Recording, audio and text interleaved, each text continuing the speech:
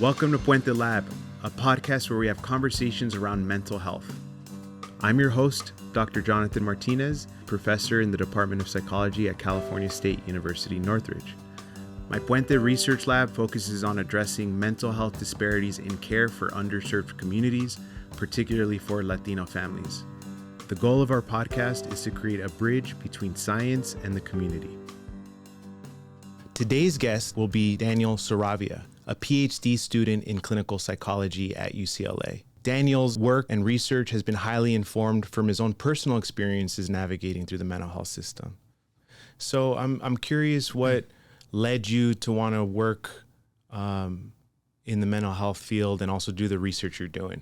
Yeah, like you mentioned in the introduction, a lot of this work that I do is informed by my personal experience. So at a very young age, I went to therapy, and that kind of continued throughout my, adolescence, and then also like most recently, maybe 2-3 years ago, seeing some of the barriers and some of the challenges to access and to continue in services kind of inspired my work, because I know that my experiences aren't unique to me. It's experiences that other Latino males or Latino families have.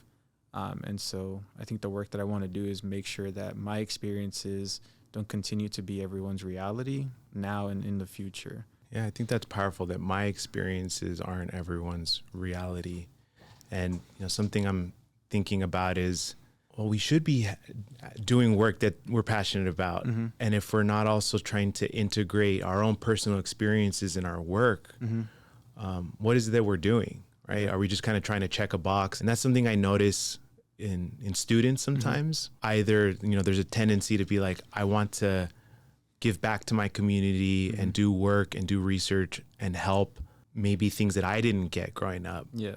And then I also see some students that are doing things that they think they should be doing, that their mentors are doing, or that they think is like, training experiences that they're supposed to get, but maybe they're not necessarily passionate about that.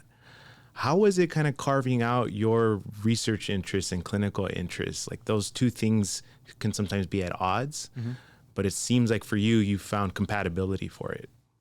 Yeah, exactly. Like I don't ever think that the research that I do or the work that I want to do down the line, whether that's clinical or research, I don't think that's ever just something that I'm trying to do just to do it. I think it's really informed by my experiences, and therefore it kind of fuels that passion and that drive to do the work that needs to be done. It was really important for me to kind of reflect back on some of the things that I experienced at a very young age, all the way up until 18, and kind of told myself, like, there has to be a way to do something about these issues that I face, also my cousin faced, that other people in my community were also kind of experiencing. And so I think a lot of people that get into psychology are people that, saw these things happen to them or saw these things happen to people that they cared about and wanted to make a change.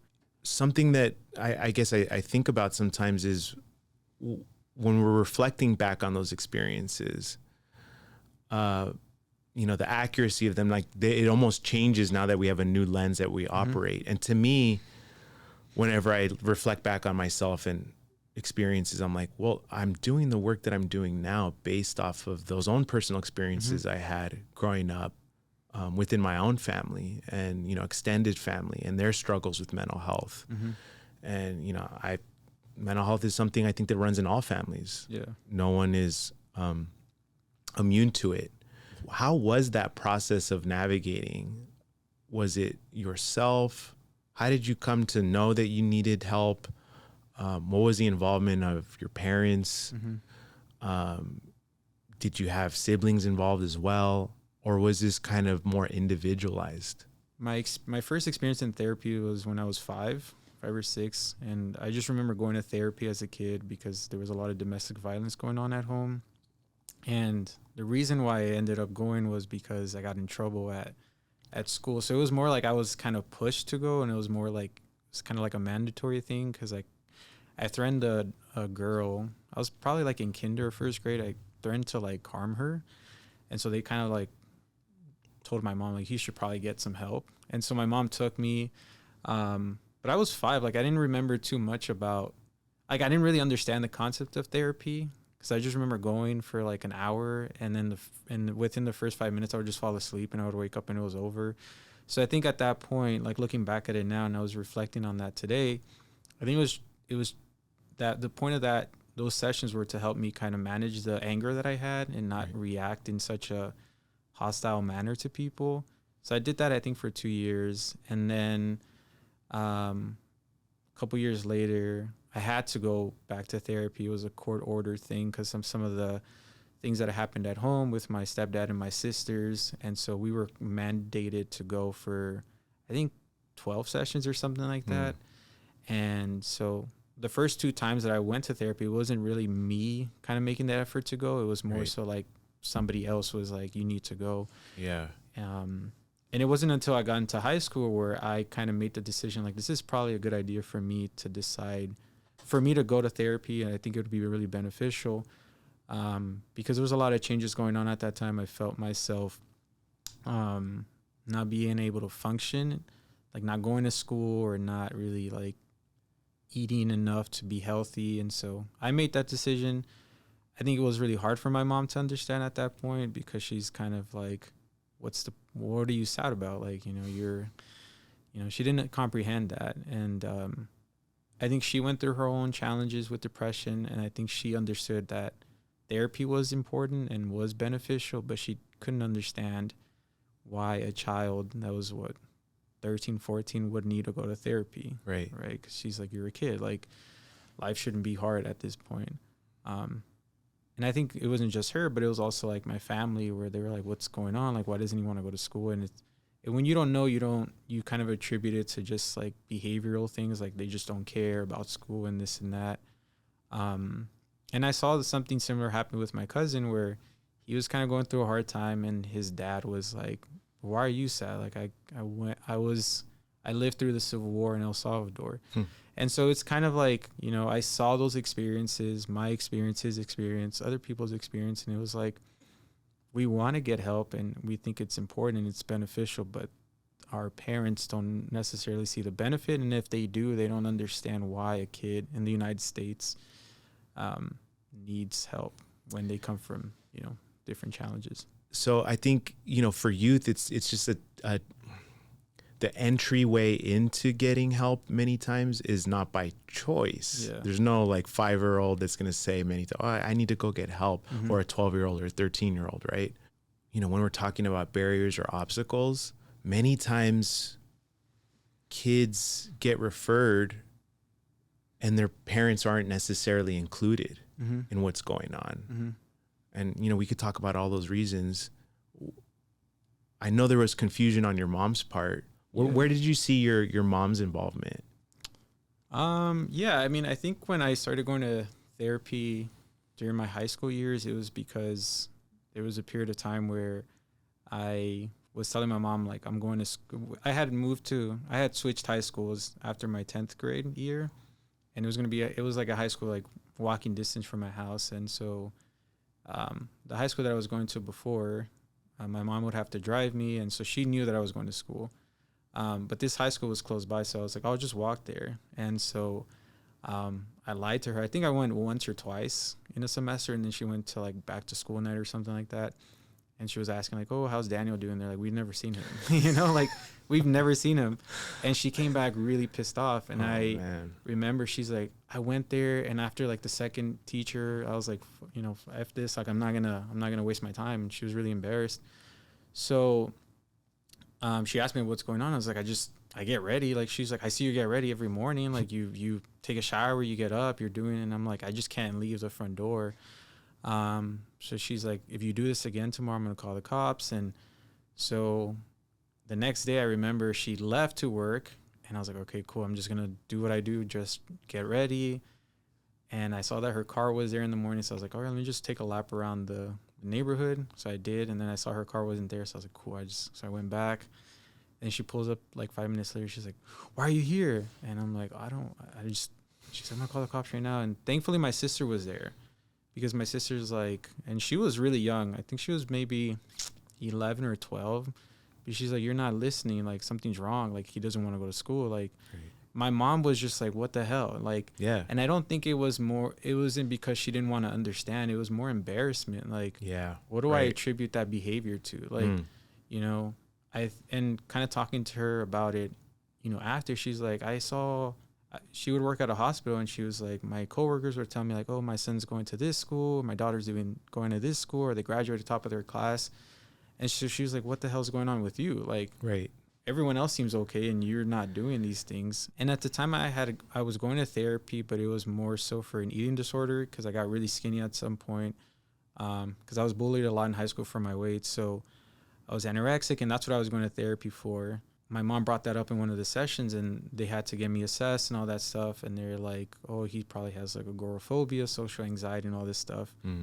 And again, like, she was like, but why? Like, she could understand like the physical, like she can understand me going to therapy for like things that she can observe, right? Like eating disorder, she's like, that's not right. Like, you should probably go see somebody. The observable, she never had an issue with. It was like the things that she couldn't see. Yeah. Like the anxiety, she's like, why? Like, So that's interesting, because we think of, you know, boys and like Latino boys, and a lot of times their entry into getting help is those externalizing behaviors, the overt things that we can witness. Oh, they're getting out of their seat, they're interrupting, they're intruding on people, they're being physical, you know, they're restless, they're fidgety.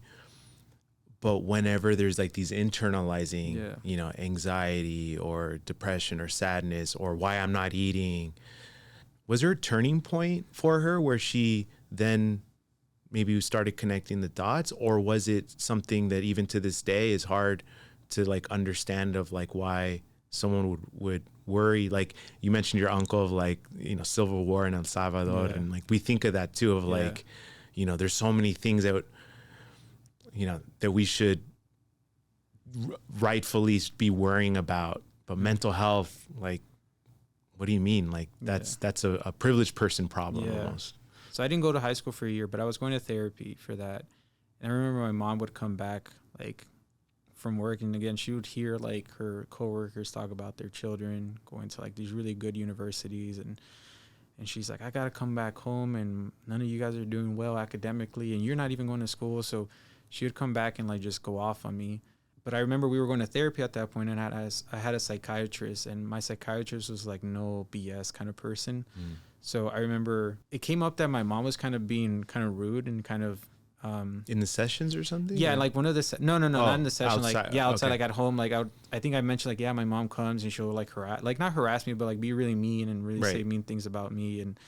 And so my psychiatrist like, if you don't stop, I'm gonna call child services or something like that. And my mom was like, oh shit, like. And then I think that's what clicked in my mom's head, like, okay, I have to be more serious about this. I also think that the therapy where we were going, when I was in session, my mom would go to the library that was in that building, and in that library there was like workshops on like kind of informing yourself of what's going on. And I think it wasn't that, kind of when I look back at it, I don't think it's that my mom didn't care or that my mom was like didn't like the fact that I felt that way. It's just she didn't understand. The understanding piece, right? And we talk about barriers to getting help or barriers to parents getting involved. What I see many times is parents don't know they have the opportunity, or there's confusion, or there's this thought of like, I'm going to drop off, you know, Daniel, and, you know, the therapist is going to wave their magic wand, and I'm going to go somewhere for an hour.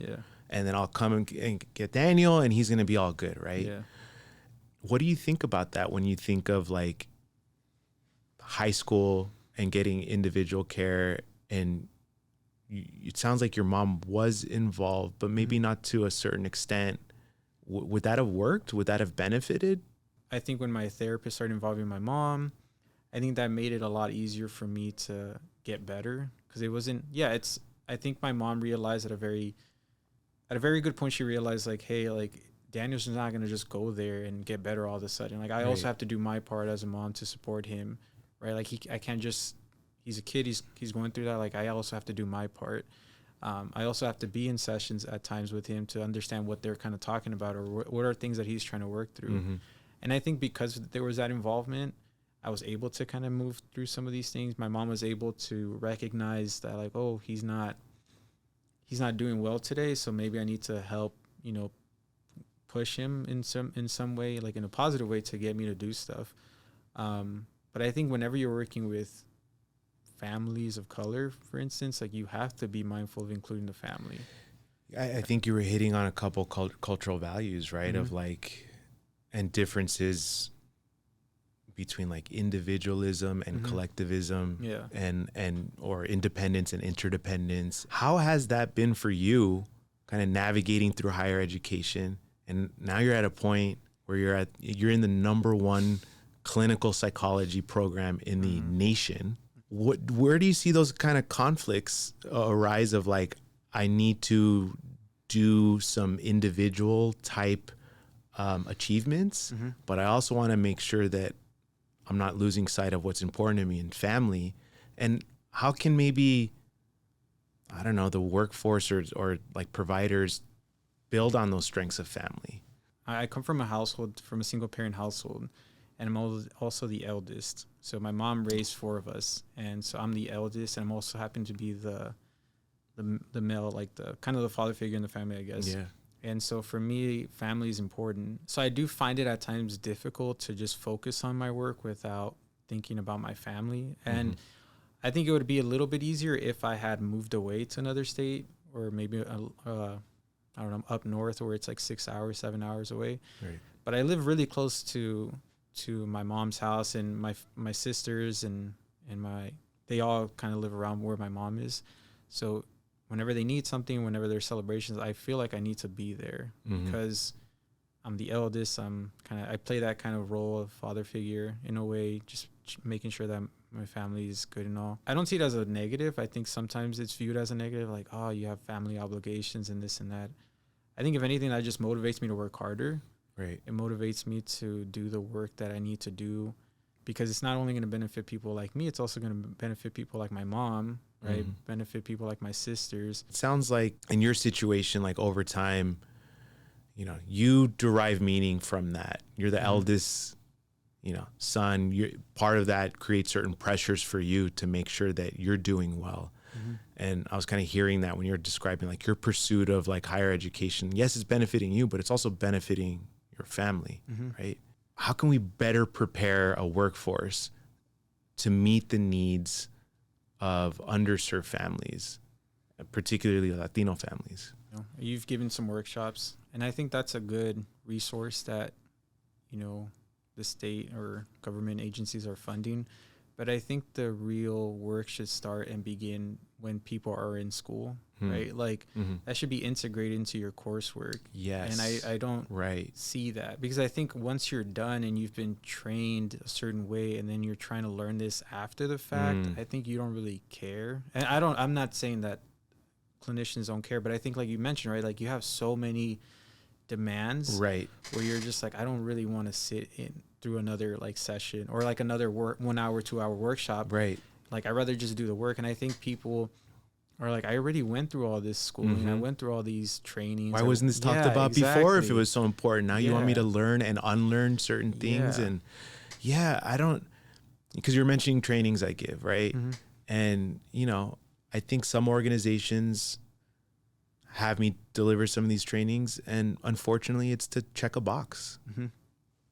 Yeah. We provided a workshop on culturally responsive evidence-based strategies. Check. And like, I'm just scratching at the surface if I'm giving a 2-hour training, right? I'm not going to have the assumption or think that have this grandiose thought that like me going and giving a 2-hour workshop, now providers are going to be able to, provide culturally responsive evidence-based care. I work with some organizations though, where they want to collaborate with me and they want to assess and do something beyond a training and figure out what's going on. But I think you were hitting on an important point, which is early education. And it starts many times at like even the elementary, high school level, even before college. Do you find that in your training, or just not at UCLA specifically, but just more in like graduate level training, that there's a movement towards getting good quality evidence-based intervention training with also the understanding of the importance of cultural humility and culturally responsive strategies. Is that shifting yet? I know in my training background, not so much. It was scratching at the surface. I'm curious now, are we seeing that more? We don't really talk about that. Like we don't really, like it's maybe one class out of the 10 classes or 20 classes that we have where we talk about the importance of culture, but again, that's not enough. Like that's not enough to kind of understand like the importance of it. It's and I at times, and I've mentioned this in class, like I wish there was more of an effort to make that its own class, not like have it thrown in and like here's one or two classes we're going to talk about it, but the rest are not even going to mention that. They're just going to be very much like procedures of like how to deliver therapy, which I think is important. Absolutely. You need to, I always think back to this stat when I read a lot of papers around like Latino mental health, where it's like by 2030 or 2050, like half of the population is going to be Latino. And I'm like, we should start making better efforts at ensuring that by the time we get there, that we have providers, trained well enough so that we can meet those demands, right? I think another issue is that we're also not recruiting people from our community to be providers, because I think there's something to be said for lived experiences, right? Like I can read all these things in a book, but I won't really understand it. Like if I'm trying to learn about a different culture, there's only so much I can learn, and there's going to be a limit to that where I'm like, I just didn't live that experience. I don't know what it means to be, from this culture. And I wish there was more of an effort to increase the recruitment of people of color, because they already have that experience. They already have that knowledge. Like, okay, like I come from these same backgrounds. I understand what might be challenges. I understand where, I might be able to read in between the lines and sense what this person is feeling versus somebody that just didn't live that. Are there aspects when you think about your navigation through mental health that you kind of wish from a cultural perspective that some of the clinicians or providers gave to you that you think might have been beneficial? I mean, maybe it's still a problem now, but I think what I wish people would understand when I was going to therapy is how important the opinions of my mom and also of my other family members were. So emphasizing just the importance of family. And I hear this from friends and stuff. They're like, well, just do what you need to do. And then they're like, but you don't understand our culture. That's not how it works. We don't just do what we want to do. Like, we consider like if we do this, then we're gonna have a bad relationship with our parents. And what happens then we're gonna have another issue, right? We're gonna feel really sad and really upset with that. So like we get rid of one issue, but we have another issue. And so I wish there was more of an emphasis on like, let's understand how, you act within like a family systems like perspective.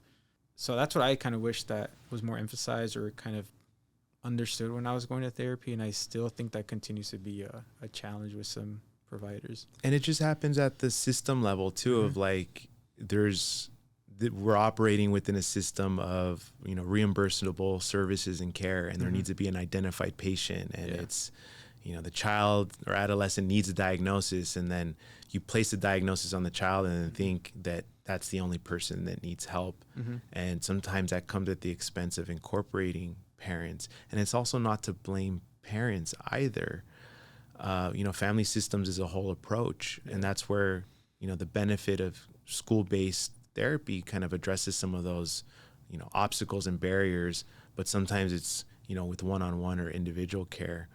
And, providers that see the importance of incorporating family, is important, but that could only happen sometimes by getting those early training. I think you hit on it. You go through all of these trainings, and we're not saying that understanding evidence-based interventions isn't important. Like that is key. That's foundational. You need to know about basic therapeutic strategies that work, that have been demonstrated in randomized controlled trials, that show reduction in symptoms, improvement in impairment. We need that.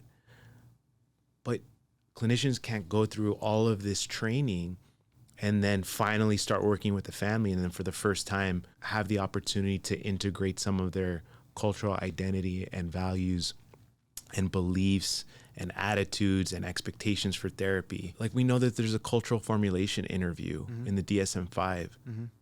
Most people don't know about it. Yeah. So I think there's a problem that academia and researchers have with dissemination of information and where to access this. I think the issue with our field is that we're good at creating like products, but we're not good at marketing them. We're not good at getting like user feedback. Right. And I always think like to myself, like I'm an expert, or by the time this is all said and done with my studies, like I'll be an expert in Latino mental health, hopefully, but I won't be an expert in how to market stuff. I won't be an expert in how to like user engagement or user feedback and whatnot. And I think that's where we as clinicians, or not just clinicians, but we as researchers, clinicians, that's where we should, kind of collaborate with other people who are experts in that. Right. Yeah. And I think about like my cousin, for instance, like he majored in marketing, and I'm like, well, I should use that skill set to my advantage, right? Like if I have a product, like how does he market? How does he think is the best way to showcase this product? And I don't think we realize like treatment is a product, like somebody's paying for it. Right. And it's a product that we have. And if no one's really using it, then we have to investigate that. I think we're at an exciting point in mental health research and the field, because, early on it's like, do interventions work? Yeah. And you're right. Like we're good at developing interventions that work. And now there's no doubt, there's no question, kids that receive evidence-based interventions fare better than those that don't, right? Like, so now it's like, well, how do we roll out interventions that are developed in this kind of artificial research environment? How do we actually roll it out in the community? And, that's why I love the implementation science framework, right? And getting consumer perspectives. And to me, that makes me excited to hear about your work and like passing the baton of like what you're going to be doing now. Because a lot of my early work was like, are these interventions good? Are there disparities? And it's like, there's no doubt there's racial ethnic disparities. They exist, but what do we do to eliminate them now?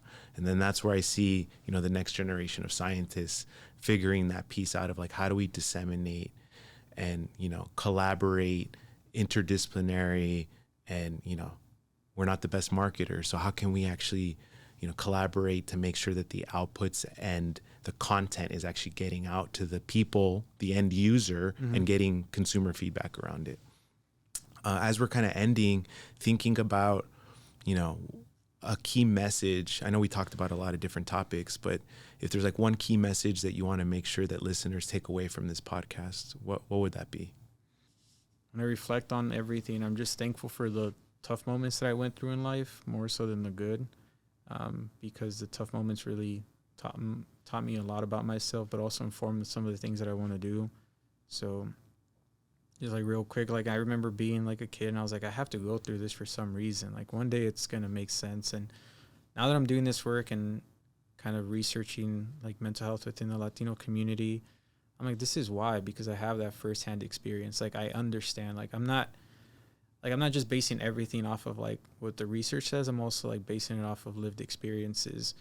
And so I guess it's just be thankful. As weird as it sounds, like be thankful for the tough moments, because you do learn a lot and it does inform your future in some shape or form. Thank you, Daniel, for sharing your personal story and really having these open and honest conversations that are many times difficult, especially for Latino males, that sometimes we don't have these conversations. And I think it's very powerful, the message that our community is going to hear when it comes to that.